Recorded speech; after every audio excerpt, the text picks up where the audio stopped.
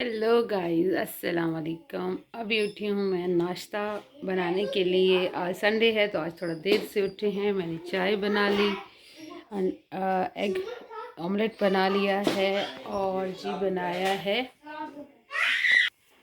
पराठे। तो नाश्ता हमने बना लिया है। नाश्ता हमने आज बना लिया। तो ये रात आया था हमारे नेबर्स से। हमारे नेबर्स पाकिस्तानी हैं तो उन्होंने भेजा था। अच्छा, अभी मैं बच्चों को नाश्ता देती हूँ और फिर पूरे दिन की रूटीन आपको बताती हूँ कि क्या करेंगे, और आज कुछ शेयर भी करना है आप लोगों से। So stay tune.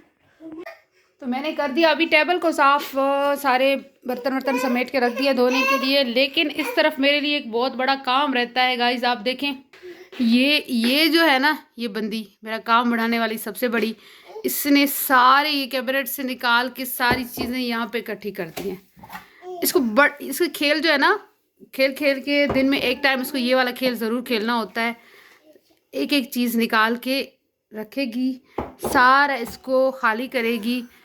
ये सारा जो है ना सब खाली करके फिर यहाँ से जाएगी, और ये सारे फिर मैंने वापस रखने हैं। तो देखिए, ऐसे इस तरह आपके बच्चे करते हैं। ये वाली मखलूक आपके घर में है कि नहीं है? अच्छा, और इसके अलावा यहाँ पे जो बर्तन होते हैं ना, बड़े बड़े बर्तन मैंने यहाँ पे रखे हुए होते हैं, उनको बाहर निकाल के इस तरह फेंकना, ये भी इसका खेल है।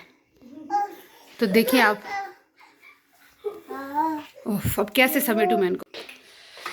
आज रात मैंने वॉशिंग मशीन में डाल देती हूँ कपड़े, तो कपड़े हों या कुछ भी धोना हो तो मैं सुबह को निकाल देती हूँ। रात मैंने डाले थे शूज़ अपने बच्चों के, क्योंकि कुछ दिनों से बारिश हो रही तो कीचड़ हुआ पड़ा था हर जगह, तो मैं रात डाल दिए थे। अभी निकाल रही हूँ। धूप तो है नहीं, कुछ बाहर रखूँगी, थोड़ी देर बाद फिर लाकर जो बॉयलर्स हैं, हीटर्स हैं, उन पे रखती हूँ तो फिर सूख जाते हैं, क्योंकि यहाँ पे धूप तो होती नहीं है अमूमन। तो हम लोग जो है ना बॉयलर्स पे रखते हैं कपड़े।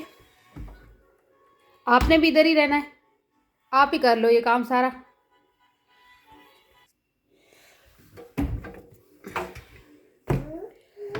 कुछ मेरे हैं, कुछ धुल गए। ओके, ये जी शूज़ धुल गए एकदम फर्स्ट क्लास। तो अभी कर रहे हैं, बना रही हूँ जी नूडल्स बच्चों के लिए, क्योंकि बच्चों को काफ़ी भूख लगी है। मैं सफाई में लगी हुई थी, घर साफ़ किया, बर्तन धोए, तो काफ़ी टाइम हो गया, बच्चों को भूख लग रही थी। तो फ़िलहाल मैं उनके लिए ये बना रही हूँ। फिर जाऊँगी मैं ग्रॉसरीज़ के लिए। आज ग्रॉसरीज़ कुछ ख़त्म हो गई हैं, वो भी लाएँगे, फिर मैं बनाऊँगी लंच। तो काफ़ी टाइम भी हो गया है। अभी देती हूँ मैं बच्चों को नूडल्स और फिर चलते हैं। गाइस, तो आज मैं दूंगी आप लोगों को यूके के बारे में 5 अपडेट्स, जिनके बारे में हम सुनते आ रहे थे कि यूके की गवर्नमेंट ये करने वाली है, वो करने वाली है। तो फाइनली वो सारे 4 दिसंबर को अनाउंसमेंट्स हो गई हैं, जिन पे स्प्रिंग 2024 में इम्प्लीमेंट हो जाएगा। अभी कोई गुंजाइश नहीं है कि ऐसा हो सकता है, ऐसा होने वाला है। तो ये बहरहाल सब कुछ हो गया है।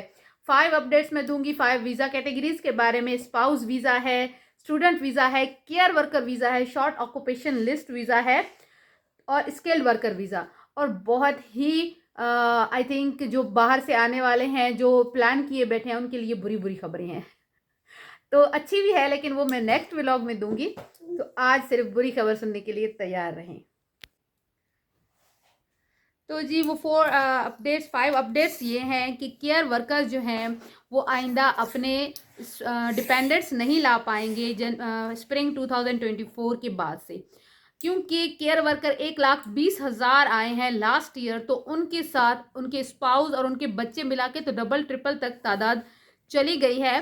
तो इसलिए केयर वर्कर पर लगा दिया गया है, केयर होम्स पर ये लगा दिया गया है कि सिर्फ केयर वर्कर ही आएगा, क्योंकि इनको जो ये कहते हैं कि असल काम वाले लोग कम आए हैं और उनके साथ उनके डिपेंडेंट्स ज़्यादा आए हैं एज़ कम्पेयर टू जो जेन्युइन बंदा है। अच्छा, उसके अलावा उन्होंने केयर होम्स पर भी सख्ती कर दी है। उन्होंने केयर होम पहले डायरेक्टली आपको COS जो है सर्टिफिकेट ऑफ स्पॉन्सरशिप इशू कर देते थे और किसी भी कंट्री से केयर वर्कर बुलवा लेते थे। तो अब उन्होंने एक रेगुलेटरी बॉडी बना दी है, एक कमीशन बना दी है, जो कि इस चीज़ को मोनेटाइज करेगी। हर केयर होम को रजिस्टर होना पड़ेगा वहाँ पर उस रेगुलेटरी बॉडी में। तो जो केयर होम्स रजिस्टर होंगे वहाँ पर वही जो है वही कंपनीज वही केयर होम्स COS जारी कर सकेंगे जो रजिस्टर्ड हैं उस रेगुलेटरी बॉडी में। बाकी केयर होम्स नहीं कर पाएंगे।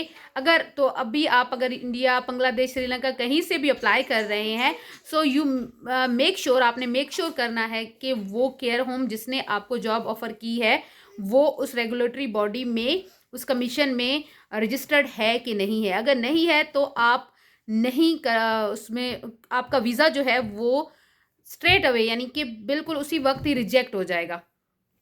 तो आपने ये मेक श्योर करना है कि आपका जो केयर होम है, क्योंकि केयर होम्स को यहाँ के वर्कर्स काम नहीं करते हैं, इस तरह का सख्त काम होता है, तो वो बाहर से लोग मंगवाते हैं और इसलिए उनको ये सही पड़ता था, वो डायरेक्टली सर्टिफिकेट COS जो है वो जारी कर देते, तो इसलिए शायद। तो जी, जो care homes care quality commission में रजिस्टर्ड होंगे वही COS जारी कर सकेंगे, बाकी नहीं कर सकेंगे। तो आपको अगर ऑफर आ रही है, श्रीलंका, इंडिया, पाकिस्तान कहीं पर भी है, आपको जॉब ऑफर आ रही है, COS भी मिल रहा है, तो आपने मेक श्योर करना है कि जो केयर होम है वो केयर क्वालिटी कमीशन से रजिस्टर्ड है कि नहीं है। अदरवाइज आपका वीज़ा स्ट्रेट अवे रिजेक्ट हो जाएगा उसी वक्त ही। तो आपने ये ज़रूर पक्का करना है कि अभी केयर होम्स पे ये बहुत ज़्यादा सख्ती कर दी गई है। एक तो उन्हें रजिस्टर होना पड़ेगा केयर क्वालिटी कमीशन में, सेकंड वो डिपेंडेंट स्पाउस वगैरह सब कुछ बंद कर दिया गया है। केयर होम जो केयर वर्कर बनता है सिर्फ वही आ सकता है, बाकी कोई नहीं आ सकता। सेकंड जो है स्टूडेंट वीज़ा में हम सुनते आ रहे थे कि स्टूडेंट्स का जो है स्पाउस को नहीं ला सकते, तो वो वाकई अभी हो गया है। स्टूडेंट जो हैं वो अपने डिपेंडेंट्स नहीं ला सकते, अपनी वाइफ, अपने बीवी बच्चे नहीं ला सकते, तो वो अभी हो गया है। उस पर जनवरी स्प्रिंग 2024 से इस पर इम्प्लीमेंट हो जाएगा। ये ला आ गया है, अप्रूव हो गया है ये सारा कुछ। बैचलर और मास्टर के स्टूडेंट्स जो हैं वो नहीं ला सकते, बाकी जो PhD के स्टूडेंट्स हैं वो अपने स्पाउस वगैरह ला सकते हैं। ठीक है, तो जी स्किल्ड वर्कर वीज़ा में भी सख्ती आ गई है। थ्रेशोल्ड जो सैलरी का है वो 26,200 से 38,700 कर दिया गया है, जो कि बहुत बड़ा जंप है, क्योंकि कंपनीज जो हैं वो बाहर से लोगों को 26,000 पे बुलवा लेती थी और यहाँ के लोग इतनी सैलरी में काम नहीं करते थे, तो इन लोगों को ये चीपर पड़ता था बाहर से लोग बुलवा लेना। लेकिन 26,200 पे जो यहाँ आ जाता था उसको ये बिल्कुल गुजारा नहीं कर सकता, तो उनके लिए मसले मसाइल भी होते थे। और गवर्नमेंट ने ये मसला ही ख़त्म कर दिया कि कोई भी कंपनी जब तक किसी को 38,700 ऑफर नहीं करेगी तब तक वो कंपनी किसी बंदे को हायर नहीं कर सकती, यानी कि उसको वीज़ा भी नहीं मिलेगा और उसको COS जारी नहीं किया जा सकता। तो ये एक बहुत बड़ी चेंज है। कंपनी जाहिर सी बात है इतनी ज़्यादा ऑफर बाहर के बंदे को क्यों करेंगी। 38,000 यहाँ के बंदे के लिए बहुत बड़ा अमाउंट है, तो वही काम कर लेंगे। तो बाहर के लोग जो हैं वो अभी उनके लिए बहुत मसला हो जाएगा मेरे ख्याल में UK आने के लिए। तो उनके लिए दूसरे ऑप्शंस बहरहाल हैं, स्कॉटलैंड है, स्कॉटलैंड के भी शायद यही मसले होंगे। बहरहाल उसके अलावा और कंट्रीज़ हैं, आप उन पे भी अप्लाई कर सकते हैं। UK में तो भाई अभी ये मसले चल रहे हैं। अच्छा, ये स्किल वर्कर वीज़ा का मैंने आपको बताया। स्टूडेंट्स वीज़ा का, केयर वर्कर वीज़ा का शॉर्ट ऑक्यूपेशन लिस्ट में पहले क्या होता था? पहले ये होता था कि कोई भी एम्प्लॉयर जो है वो किसी को थोड़ी सी भी सैलरी के लिए देकर शॉर्ट ऑक्यूपेशन लिस्ट में बुलवा लेते थे, जो सीजनल वगैरह है, सीजनल वर्क वीज़ा है। उसमें फ़र्ज़ करें अगर आपको यहाँ के लोग आपसे 1500 पाउंड लेते थे, तो बाहर के किसी को बुलवा लेते थे 1000 पाउंड देकर, 900 800, तो वो आ भी जाते थे कि भाई हम UK जा रहे हैं, वहाँ जाकर कुछ ना कुछ और कर लेंगे। लेकिन उस 1000 में या उस 800 में उनका गुजारा होना तकरीबन नामुमकिन था। तो ये बहुत ज़्यादा, क्योंकि यहाँ के जो एम्प्लॉयर हैं वो एक्सप्लॉइट करते थे, अपना काम उनका सस्ते में हो जाता था, लेकिन वो जो बंदा आ रहा है उसके लिए बहुत ज़्यादा प्रॉब्लम्स होती थी और वो सिस्टम के लिए भी, गवर्नमेंट के लिए भी एक प्रॉब्लम था, सरदर्द था। तो गवर्नमेंट ने ये इशू भी ख़त्म कर दिया, ऐसे समझे। अच्छा जी, उसके अलावा स्पाउस वीज़ा पे बात करते हैं। स्पाउस वीज़ा जो था, यानी कि जो यहाँ के लोग थे, UK के लोग, वो बाहर जाके इंडिया, बांग्लादेश, पाकिस्तान कहीं भी जाकर शादी कर लेते, तो जो यहाँ की लड़की है या यहाँ का लड़का है अपनी बीवी को यहाँ पर ला सकता था। उसकी मिनिमम सैलरी जो थी वो 18,000 होनी चाहिए थी। लेकिन अब उसको बढ़ाकर उसको भी 38,700 कर दिया गया है। इतना बड़ा जंप है, आप देखें ये 50% से भी ऊपर ये जंप इन्होंने डबल कर दिया है। तो जो लोग शादी करने के ख्वाहिशमंद थे, यहाँ से वहाँ पाकिस्तान इंडिया वगैरह से शादी करना चाहते थे, तो वो भी अब नहीं कर पाएंगे। हाँ कर पाएंगे, लेकिन 38,000 अगर सैलरी होगी तब। वेले बंदे के लिए अब शादी बाहर से करना, एशियन कंट्री से या कहीं और से भी करना अब पॉसिबल नहीं रहेगा। हाँ कर सकता है, लेकिन स्पाउस को नहीं ला सकता जब तक उसके पास 38,700 की सैलरी नहीं होगी। देखिए 18,000 था पहले, तो 18,000 सैलरी होती थी, कोई भी जाकर पाकिस्तान इंडिया बांग्लादेश श्रीलंका वगैरह शादी करके फिर अपने स्पाउस को यहाँ ला सकता था। लेकिन अब ये भी चक्कर हो रहा है ख़त्म।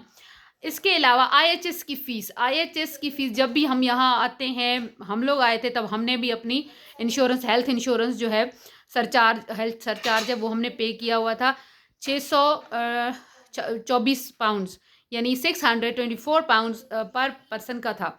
लेकिन उसको भी बढ़ाकर 1,035 पाउंड कर दिया गया है, 1,035 पाउंड्स कर दिया गया है। तो ये भी बहुत बड़ा जंप है। IHS की फ़ीस इतनी बढ़ा देना, मेरे ख्याल में तो बहुत प्रॉब्लम्स होंगी, इन पे बातें भी होंगी। लेकिन गवर्नमेंट ये स्टेप ले चुकी है। स्प्रिंग 2024 से, मार्च 2024 से ये सारे इम्प्लीमेंट हो जाएंगे। तो जिन्होंने शादियां करनी है वो पहले कर लें और अपने वीज़े भी फाइल कर दें। और जिन्होंने स्टूडेंट्स अगर जनवरी इनटेक में आ रहे हैं या सितंबर इनटेक में आए हैं, वो अपने स्पाउस भी बुलवा लें, उसके बाद नहीं बुलवा सकते। तो ये थी सारी इन्फॉर्मेशन जो मैंने आप लोगों के साथ शेयर किया। आई होप कि आपको अच्छी लगी होगी।